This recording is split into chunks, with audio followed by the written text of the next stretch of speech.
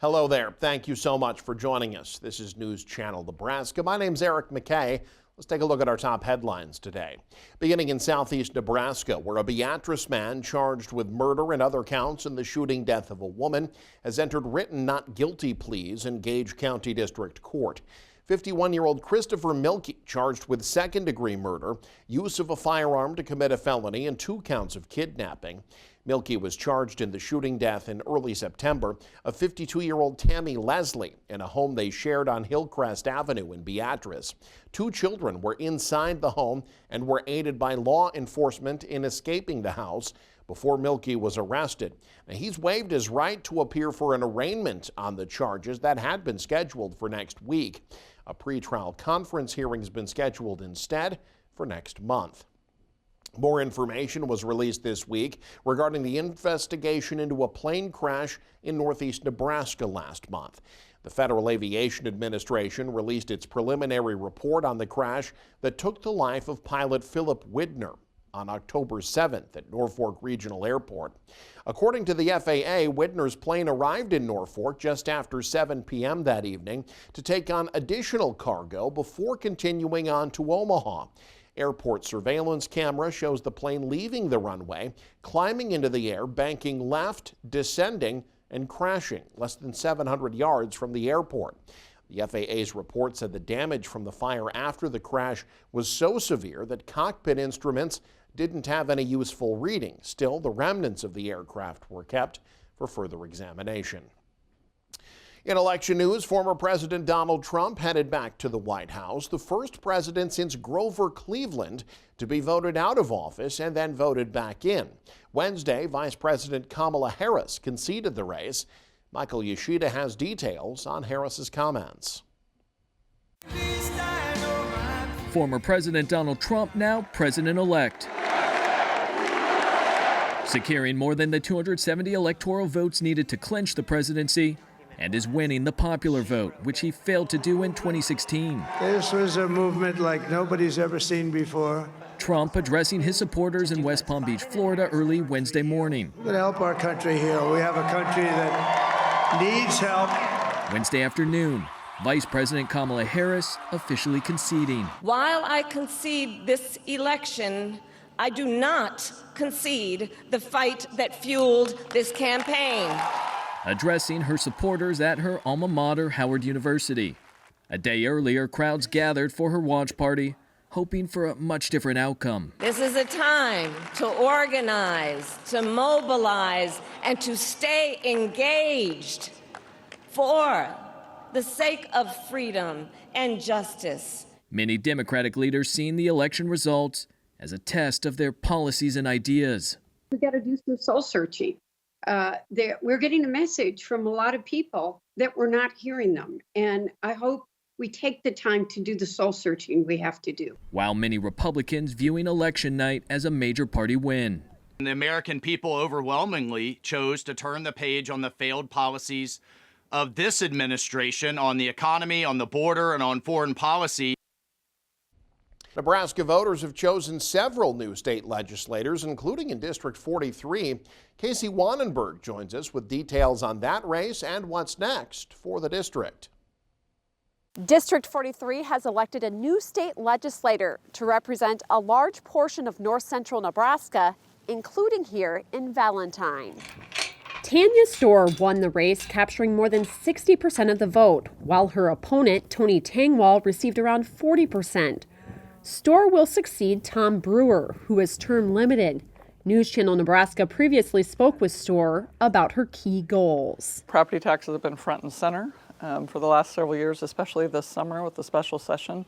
And I still firmly believe that our school funding formula is the key to bringing property tax relief back to especially our rural districts. Wow. Storr also emphasized her stance on social issues. She expressed support for legislation that would restrict participation in school sports based on biological sex. And I'm very straightforward.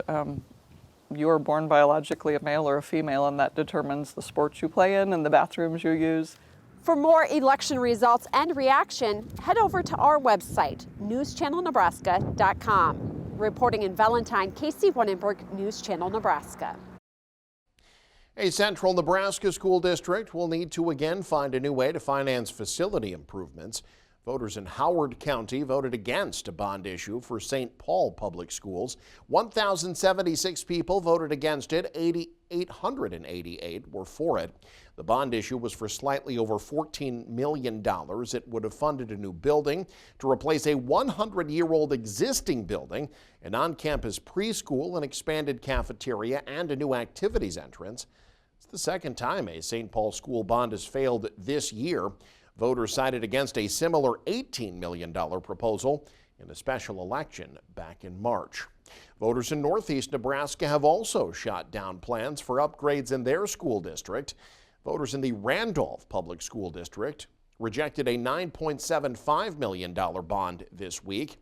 If passed, district officials had said they would have used the funds for enhanced security and updates to the HVAC, electric, and fire systems in the elementary school, along with structural and roof repairs to the junior-senior high building.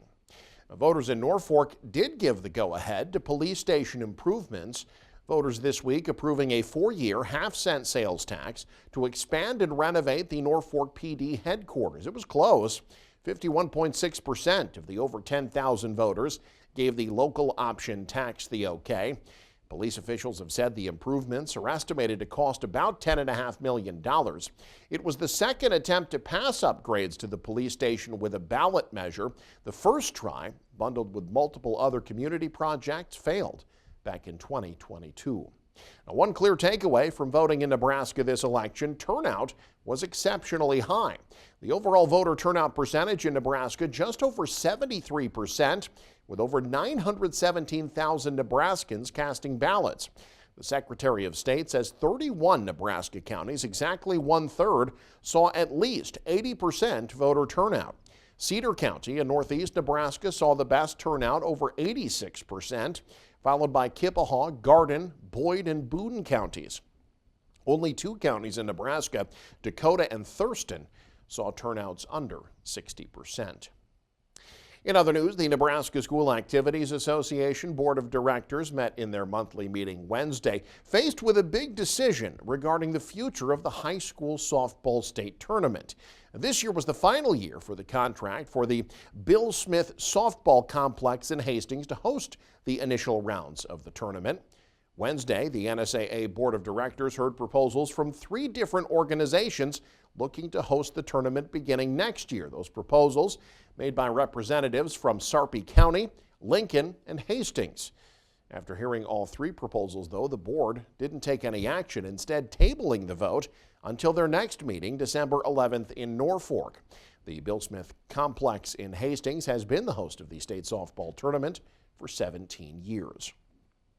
Low-income families will soon pay less when adding money to students' school lunch accounts. The U.S. Department of Agriculture recently announced a new rule. It will ban schools from charging junk fees for adding funds to school lunch accounts for families that qualify for free or reduced breakfast and lunch. A study from the Consumer Financial Protection Bureau estimates low-income families pay 60 cents in processing fees for each dollar they spend on school lunch. The school districts are encouraged to adhere to the new rule as soon as possible, although it doesn't officially take effect until the 2027-28 school year. Well, this week, Jefferson County honored the latest Veteran of the Month in Fairbury, first Tuesday of the month, as is standard. But this month's ceremony was different in a number of ways. Tim Hackett has more. November's Jefferson County Veteran of the Month recognition on Tuesday morning at Fairbury's Heritage Care Center was at once celebratory and somber. Clarence Marshman was presented with the honor in front of his family and fellow residents, but absent from the ceremony was Mary Zimmerman, Clarence's wife and fellow honoree, who passed away earlier this year. Mary, who served in the Marines from 1961 to 1963, was extended this honor in 2022, but was too proud to accept, her family said Tuesday. Now, 2 years later, Clarence, who served in the Navy from 1960 to 1964, accepted the honor on both his and her behalf, with their children Michelle and Jason alongside. After Mary had initially declined the honor in 2022, the two had planned to accept the recognition together this time around before Mary passed away in September exactly 2 months before Tuesday's ceremony. Still, Clarence, known as a man of few words, said Tuesday that he was proud and grateful for the recognition, which he accepted on behalf of them both. In Fairbury, Tim Hackett, News Channel, Nebraska. And finally, a vineyard near the small town of Nenzel has won some big national awards.